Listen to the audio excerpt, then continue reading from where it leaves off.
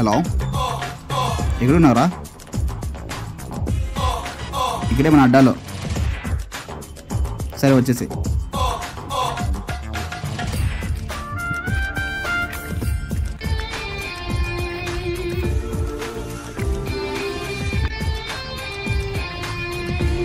Hi రా. Hi రా.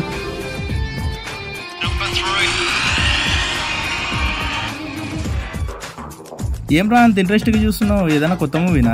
హే కాదరా, మోటార్ రైజింగ్ అని, ఐ మీన్ బైక్ రైజింగ్. ఓ అవునా? కాదరా, నువ్వు ఎప్పుడైనా బైక్ రైజ్ చేసావా? మనకెందుకురా అవన్నీ? చేత కాదని ఒప్పుకోరా. ఏం మాట్లాడుతున్నావు? అవును నిజమే కదా, చేత కాదని ఒప్పుకో. అవును, మరి నీకు చేత అవుతుందా? Of course. బా ముఖం చూసుకోరా నువ్వు. ఏయ్ మాటలు సరిగా రానిరా.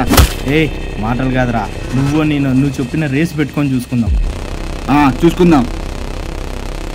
సరే చూసుకుందాం. రేపు సేమ్ టైంకి సిటీ అవుట్స్కట్స్లో.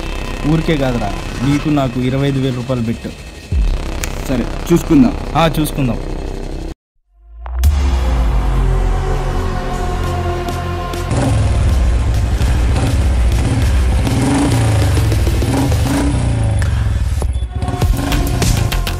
ఇక్కడ నుంచి 20 కిలోమీటర్లు. అక్కడికి వెళ్ళి ఎవరైతే ఫస్ట్ జెండా తీసుకుంటారో వాళ్ళే విన్.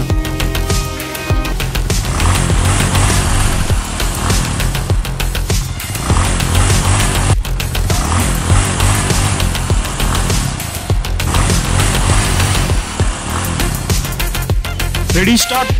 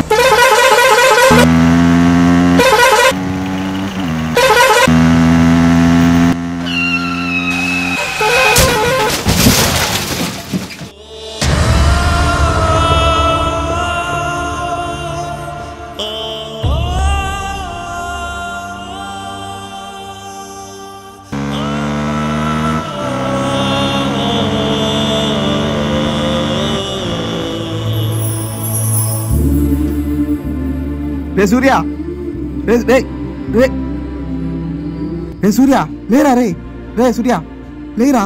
రే ఏమై రే సూర్య రే లేరా? రే ఏమైందిరా? రే లేరా? రే రే సూర్య